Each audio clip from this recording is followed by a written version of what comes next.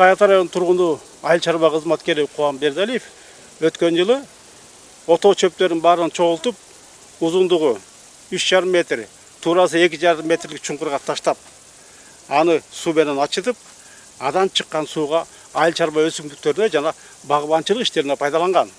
Натыйжада өткөн жылы 1 гектар жерден 3 тоннага чейин төө бурчактан түшүм алса, ал эми багбанчылык иштеринен да арбын түшүм алууга үлгүргөн.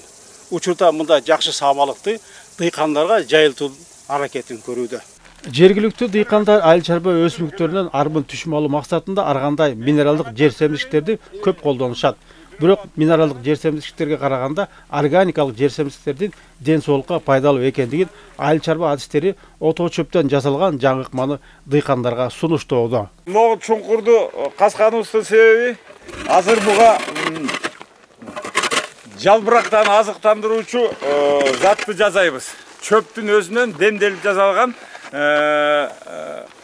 затты азыр ушуга салып 1 суткага чылап коебуз да. 1 суткада чай демдегендей болуп туруп, тиги чөптөн бүт заттары сууга чыгат. Анан ошо сууга чыккан затты төө бурчактын жалбырагына беребиз. Жалбырагынан азыктандырабыз да. Бул былтыр сыноодон өткөн абдан жакшы пайда берген. Ошон үчүн быйыл дыйкандар көпчүлүгү шуну жасашып атат.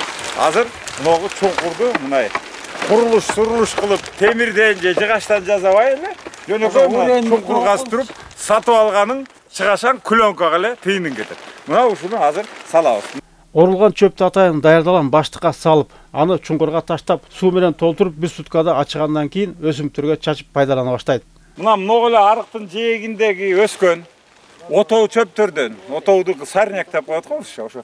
Ушул эле чөптөрдөн, жапайы чөптөрдөн жанагы жалбыракка азыктандыруучу витаминди жасап атабыз. Азыр капка салып койгонбуз. Капты ачып көрөбүз. Мынакей 3 сутка мурун жанагы атылган чөптөрдү ооруп, ушул каптардын ичине салганбыз. Кап болсо жел кирбей турган, демделе турган акыбалда болот.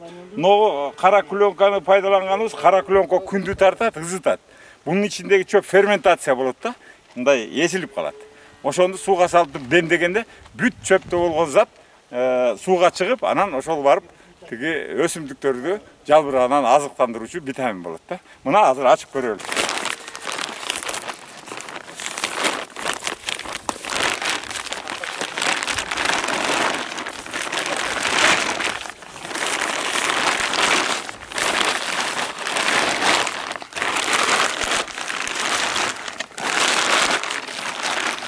Мына ошол эле чөптөр жыртып чыгып калган, сен аштай болуп, мынакей. Сонун болуп, жумшарып, ферментациядан өтүп калган чөп. Мына ушуну азыр алып барып, тетиги чанакка салып, демдейбиз.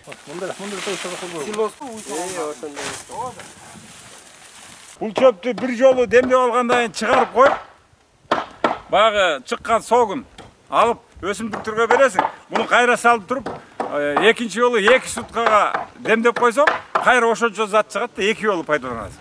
Анан будан чыккан чөптү бат чирий турган чөп болот да. Же болбосо малга берсең болот, сен аштай болуп калат да. Жана биз даярдаган чуңкурга суу толду, чөп салынды. Çöp öyde kalkıp ketmesi için şita koyup üstüne taşları koyup koyduk. Yemi bu 1 sutka şu yerde demdelip turat da. Demdelgene 1 sutkadan çöğünü alıp salıp suyuktuğun, soğun vitamin katarı töbürçaka жалбырагынан azıktandırı için verilir. 15 kap çöp dayardaganбыз жана kara kapka salıpçı. Oşo 15 kap 11 hektar töbürçaka azıktandırıga жетет да. Ошону даярдап, оруп, капка салып, байлап, даярдаганга 4 саат кетти, 3 киши иштеди да. Талаачылык иштерин ыңгайлуу болуш үчүн алыскы жерге атайын көчпө идиштер жасалып, аралашманы жеринде даярдап, айыл чарба өсүмдүктөрүндө пайдалануу жагы да каралган. Бул болсо көчүп жүрүүчү чаң болуп эсептелет, көчүрүп жүргөнгө. Кайсыл поляга жанагындай чөптөн дары жасап бере турган болсок, муну алып барып, бул чыгат, капталдары чыгып, мындай чачылат да. Алып барып туруп анан коюп, мындай пленканын башын байлап, ичине салып туруп эле анан чекесин мындай кылып кайрып коюп чекесин кайрып ичине жанагы даяр болгон чөптү салып туруп арыктын жанына коюш керек.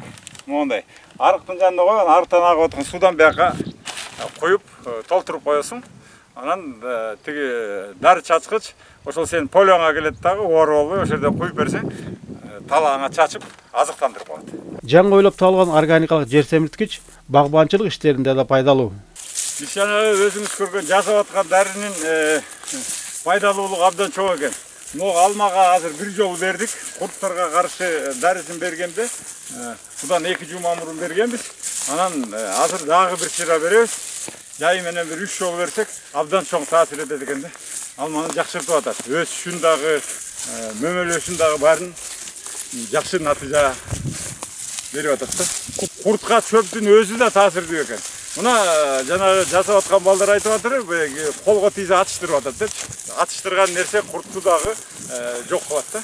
Бул ыкма өткөн жылы башталгандыктан күздө түшүмдүүлүк жакшы болуп, эми дыйкандарга жайылтуу зарылдыгы турат. Өткөн 2022 жылы дыйкандар пайдаланган төбүрчактын түшүмү мол болуп, быйыл да колдонуп жатышат. Жанагы көрсөткөн чөптөн жасалган витаминди жасап, ошону төбүрчакка берип атабыз. Былтыр мен аны сынактан өткүзгөм, абдан жакшы натыйжа берди. Ошон үчүн дыйкандар быйыл кызыгып, бардыгы ошону кандай кылат дегенинен мына кызыккандардын баарына барып үйрөтүп атам. Анан мынагу азыркы турган төбүрчак тала бир жолу суу ичти.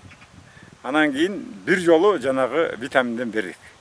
Ошодон 3 жолу берип калсак, абдан жакшы натыйжа болгон турат да. Былтыр 2 жолу бердик эле. Мына ушул тала 2 тонна 800 килограммдан новия берди. Ага чейин дары бергенге чейин канча берчилер? Емага чейин 1,5 немеден алып жүрдүк тоннаданчы. 2 тонна болуп калса сүйүнчүк, минералдык удобренияларды берипчи. Анан тиги жалбырагынан азыкталган биздин семирткичибиз абдан жакшы таасир берип атат. Бул мындайча айтканда келечектин иши деп ойлойм. Себеби органикалык өстүрүү, органикалык айыл чарбасына мындай биринчи ташталган кадам болуп атат да. Себеби минералдыктан таза бербей коет дегенден алыспын. Экөөнүн гармония кылып, чени менен ашыкча кылбай пайдаланса абдан жакшы натыйжа берет экен. Жергиликтүү дыйкандар жаңы ойлоп табылган органикалык жер семирткичти жашыча жемиштерге да пайдаланышууда. Жүгөрү, пияз, саюз, калемпир, баклажан, картошка жана дарбызга берилгенден кийинки өсүмдүүлүгү жакшы экендиги көрүнүп турат. Картошкага жана чөптөн жасалган витаминди бердик бир жолу. Результатты көрүп турасыздар. Эми наракта жүгөрү неме тикебиз, саюз, дарбыз, ушуларга да беребиз буюрса. Могу жери иштетилген жер эле, дыйканчылык кылып тегиздедим бардыгын. Ошол быйыл көрдүңөр жасап атканды дыйкандар. Фасолго бир жол бердик уже. Эми экинчисин беребиз жакында. Бул бардык өсүмдүккө чачса болот. Былтыр биз сыноодон өткөзүп көрдүк.